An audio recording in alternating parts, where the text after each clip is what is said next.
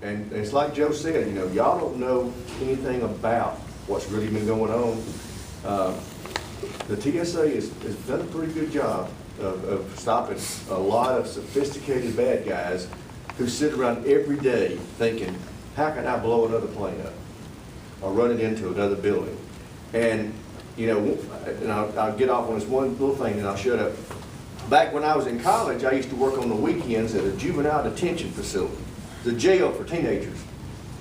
It is ingenious what kids can figure out, how to get out of a locked room when they got nothing to do but 24 hours a day, sit in that room and figure out how to get out. That's the way the terrorists are. They sit over there day in and day out thinking, okay, I tried to get a bomb in my shoe, that didn't work.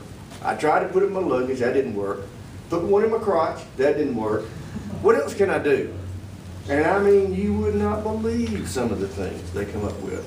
The good news is we've been able to stay ahead of them so far, and hopefully we always will, because we want that little girl to be able to get on the plane anytime she wants to. And her daddy knows she's going to get wherever she's supposed to go. So, glad to be here. Look forward to taking your questions.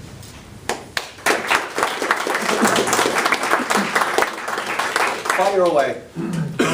What needs to be done to get more intelligent, you've talked about it, but in general, to get more intelligent profiling, say like Israel does. We've read a lot about what Israel does.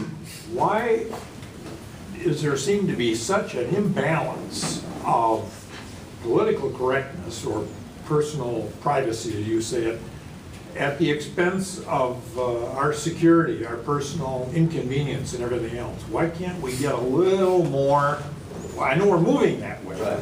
but it's so far to go, it's ridiculous. Yeah. Well, we can't, you know, I've been to Israel and gone to the airport and seen their methodologies, which are great, but it's a little tiny airport compared to O'Hare. We can't do what they do there because of the enormous volume of people. Because, I mean, they have enormous numbers of layers, but they also take a lot of time just talking to people. You can't do that and put people through the process we've got. That's why I say you're going to see more effort put to identify threat criteria or indicators among somebody. They just buy a one-way ticket. You know, where did they come from before? Did they pay cash for it? Did they take any luggage? I mean, there's a whole host of things that we're looking at, and frankly, we've got some sophistication to develop in our database sharing systems. I've been very pleased to find out that we're finding more cooperation between our airport security folks and law enforcement. And our intelligence systems, I will tell you, they already are sharing.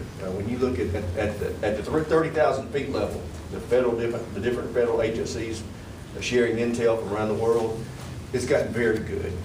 What we've got to figure out a way to do is to get more interoperability between local law enforcement, state and local law enforcement, and these folks. Because the truth is, a lot of state and local law enforcement know who's been behaving suspiciously.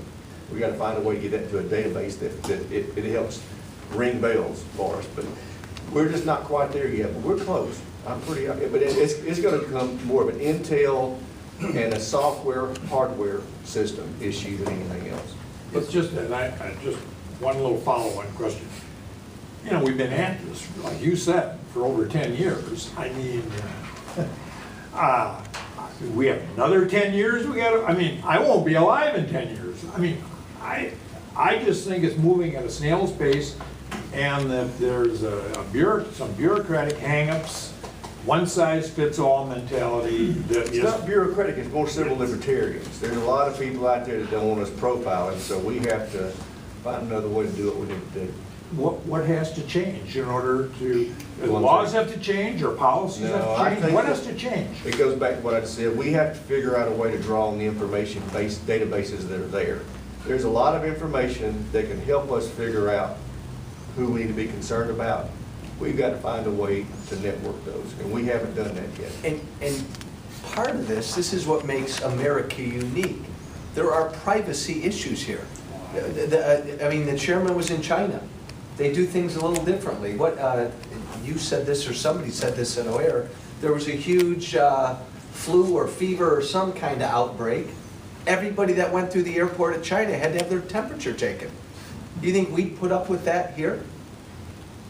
I mean, this is a different environment. It's a more open society. I went through Madrid a couple of years ago, changed planes to Barcelona, and there was virtually no security screening. You know, and coming back the same way. We got on a plane, and they didn't check anything. They just rushed us through. Yeah. Well, you know, I'm glad for them they haven't had but one bombing. But I don't want any planes coming from Madrid to here if they aren't adhering to our security policies. Because that plane that came from Amsterdam to Detroit on Christmas Day didn't have adequate. In fact, last week, I was in a skiff going through some classified briefings, and I was telling the folks, I want to do everything I can to stop any plane from coming to this country that doesn't meet our security standards. And if they don't like it, they can start meeting our standards. Otherwise, they can fly somewhere else. I agree. Thoughts, questions, guys? Issues, questions? Yes, sir. I have two questions that are related, and I've got to show you the props to go with the questions. But I'm a veteran who gets health care from the VA. The first 5 or 6 times I flew after TSA was born, the guy O'Hare said to me, I need a federal ID. I pulled out, I have a federal ID because that's the only federal ID I have. I flew to California and back, used that ID, coming back, had no problem. A couple of years later, I retired, so I thought, moved to Orlando, and now I'm flying up to the March for Life in Washington. And I figure I'm not renting a car when I go to Washington. I'm flying up at 7 o'clock, flying back at 7 o'clock, one day in and out, no car rental.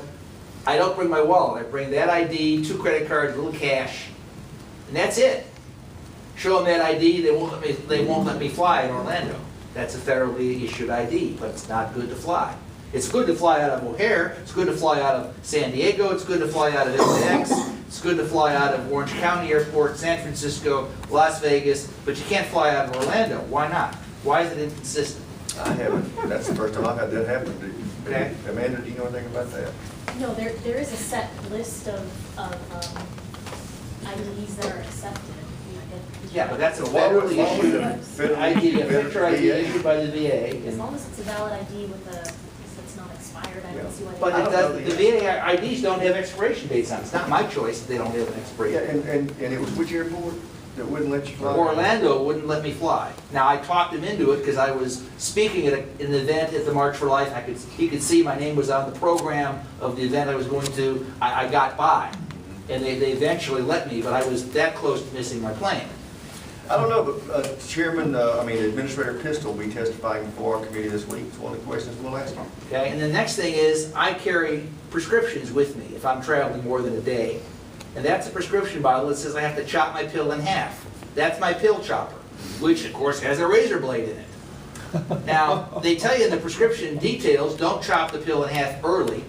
If you're taking it once a day, it's okay to chop in half in the morning, take the other half at night or the next day. But don't chop a month in advance, because when you break the pills apart, they humidity will ruin the medicine inside, because it's a sealed pill before you chop in half. So that's the VA issued prescription. You know, Vietnam veterans generally don't fit the profile of terrorists, except maybe in the Obama administration. But anyway, but I've had that thing taken away from me a couple of times. Really? By the VA, by TSA, because it's a razor blade. I've also heard veterans coming back, 300 at a time. They've got their M16s with them as they go through customs in New York. They get on a plane, a charter plane, to come to Chicago or Los Angeles. They've got an M16, they got bayonets on there, and then they go through their luggage and pull out a tweezers, or and they say, well, you can't have this little thing, this is a weapon. The guy's got an M16, and he's got an 18-inch bayonet, and then they find a nail clipper that's got an unauthorized blade on it, and they take away the blade. I mean, that's nuts. Yeah, it is nuts. I'm glad you mentioned that. You know, this is one of the things that drives me nuts, and what you're talking about. You know, for some of the younger people, I don't remember this, but you know, I'm 53 years old. I remember what it was like pre-9/11. You know, what people were conditioned for decades to do if your plane was taken over by terrorists. What was it?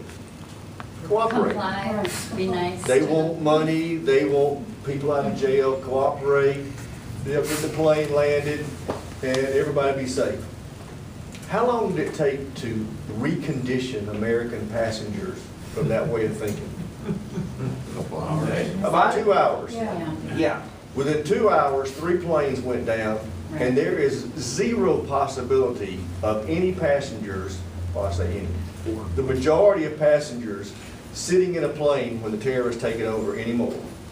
So whether, you know, for example, the plane that went into Pennsylvania, they had a knife to the attendant's throat. Those guys had just been talking to their spouses and found out the planes were being flown into buildings. They hated it, but they rushed up, that flight attendant was gonna die. But if they didn't do something, the whole plane was gonna blow up and become a missile. So that's one of the things, I think it's stupid to take these kind of things away. I think it's stupid to take tweezers.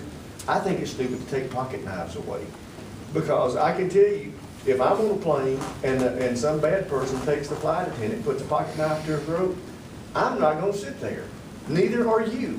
Because y'all know they intend to take that plane and fly it into a building somewhere. So it's not like you're gonna win by sitting there letting them hold a knife. So I hope that people think in terms of the fact that this is a new dynamic that we're living with these days. And those kind of stupid rules are antiquated. And it's just great. Now, you know, we still have some concerns. We're getting close, I think, to making an evolution away from some of this aerosol cans and shampoos. Right now, we still have to be concerned about that, but I think we're pretty close to getting away from that too. They're doing some pretty novel things over in Asia about how you can check that stuff out and make sure it's not anything bad. So we are maturing in a lot of ways, but this is one of the main things. You're dead on the money. It is stupid to take that away. Do you think there's anybody gonna sit in the plane if Joe held this to my throat? No. No. Thank you, Art, thank you. Yes, ma'am. I have another issue with my contact lens disinfecting solution. This is 3% hydrogen peroxide. And I was shocked last October. I was flying to Biloxi and they said, oh, you can't take that on. And I go, what? I've been flying with this in my check bag forever because obviously I don't want to take a chance and put it in my, in my carry-on. I don't want to put it in my check bag in case it gets lost. And sometimes I want to just have the carry-on and not pay the fee. So they said, oh no, you can't take this on. I talked to TSA and then subsequently they referred me to the Hazardous Materials Safety Administration, governmental agency, who I called, and they said, well, I've never heard of this. They said, hydrogen peroxide, if it's 8 to 20% in an aqueous solution, will cause, that's a red flag. This is 3%. So now I don't have my disinfecting solution. I was beyond mad. Fortunately, I was flying domestically. I was able to purchase this at a Walmart or something in Biloxi. But if I had been going overseas, I would have been just out of luck. And this is something I've been using for like 20 years because my doctor has recommended this particular type of a disinfecting solution. So where do I go from here? Well, all I can tell you on that right there is we are pretty close to getting away from having to do that. And I can't tell you exactly how many weeks or months, but we're pretty close for that not to be a problem. And I think But I hadn't heard of anybody trust taking me. that away. That would drive me nuts too. it happened when I flew to Biloxi, and it happened another time, and I was really furious. And I said, not to be offensive, but when did this start? Oh, about 2 or 3 years ago, and I went, oh, really? I can't tell you how many times I've flown. And I even Well, that's helpful, though. I appreciate you making us aware of that. I even got to a point where I said, okay, what if I have a document from the manufacturer stating what the contents are, and I guess I could go online. The hazardous place wasn't able to send me anything, but I could go online and get a printout of their regulations. But I was told It's really up to the TSA gate agent. It's their call.